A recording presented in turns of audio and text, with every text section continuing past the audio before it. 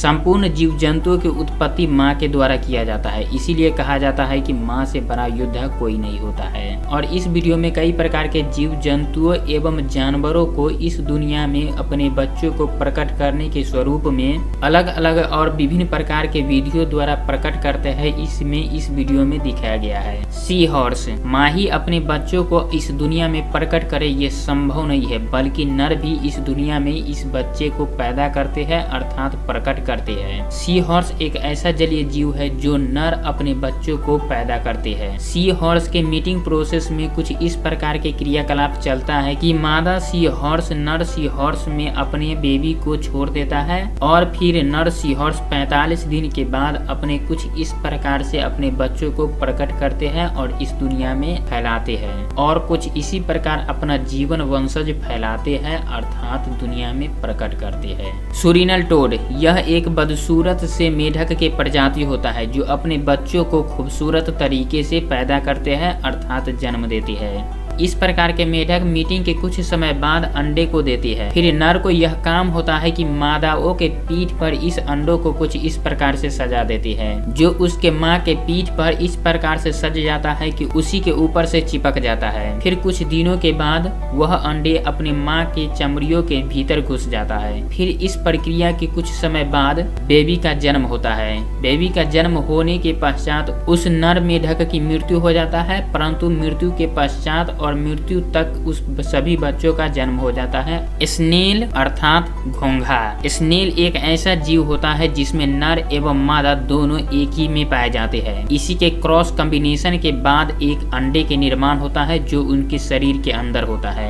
जिस प्रकार समय बीतते जाता है उसी प्रकार अंडों का क्षेत्रफल भी बढ़ते जाता है। तत्पश्चात इस प्रकार के जीव अपने अंडों को पृथ्वी के नीचे या किसी पेड़ पौधे के ऊपर कुछ इस प्रकार से चिपका देते हैं अर्थात एक दूसरे के श्रेणी में लगा देते हैं। सभी अंडे 2 से 4 हफ्तों के बाद सभी अपने कवच के साथ पैदा होते हैं अर्थात जन्म लेती है। येलो हेडेड जॉ फिश, बड़े पीले सिर वाले एक मछली होता है जिसे येलो हेडेड जॉ फिश के नाम से जाने जाते हैं और यह जितना खूबसूरत दिखाई देता है यह उतना ही खूबसूरत तरीका से अपने बच्चों को जन्म भी देते हैं। जैसा कि कुछ इस प्रकार होता है कि यह जब मीटिंग के कुछ समय बाद जब मादा अंडे देता है तो वो सभी अंडों को नर के मुख में डाल देता है और मुख को कुछ इस प्रकार से रखा जाता है जो ऊपर की ओर रहता है। इसके फलस्वरूप नर फिश को 7 से 9 दिनों तक कोई भोजन खाना नहीं मिल पाता है।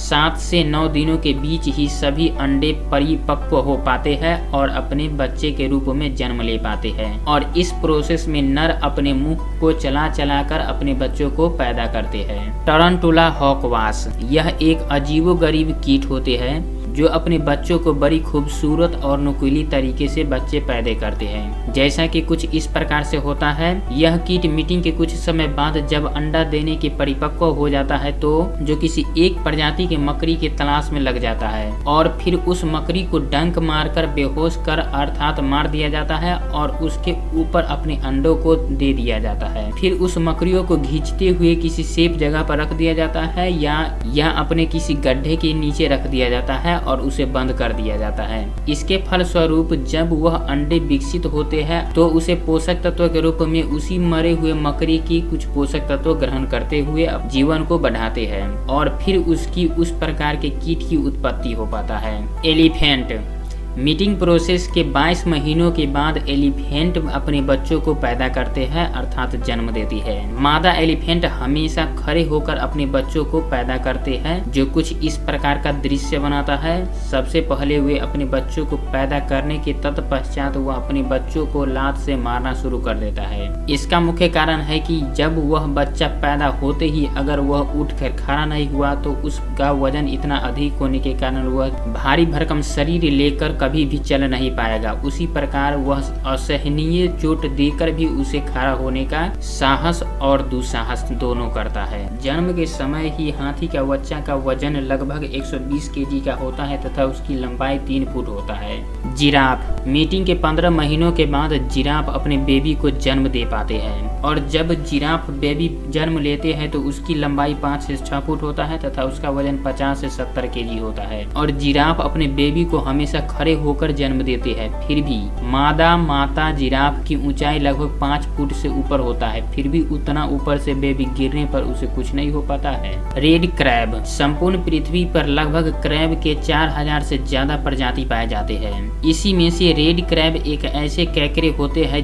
जिसे प्रजनन की प्रक्रिया अजीबोगरीब होता है। मीटिंग के कुछ समय बाद जब यह अंडे उत्पन्न होते हैं तो वह सभी एक थैलेनुमा मुख के आसपास रख लेते हैं और यह थैलानुमा छोटा सा रचना होता है। फिर भी क्रैब की जनसंख्या लगभग 1 लाख होता है और इस क्रैब की जनसंख्या इतना अधिक होने के कारण एक दूसरे में चिपके हुए होते हैं, अर्थात निम्न होते हैं, जो 2 हफ्ते में इस थैलेनुमा रचना में तैयार हो पाते हैं। फिर उस क्रैब को किसी जलीय समुद्र के किनारे एवं किसी जल के किनारे उसे हिला कर अपने जल में छोड़ा जाता है और इस प्रकार से रेड क्रैब के निर्माण हो पाती है। जन्म देने के कौन सा प्रोसेस आपको मनमोहक लगा है, आप कमेंट बॉक्स में अवश्य लिखिए।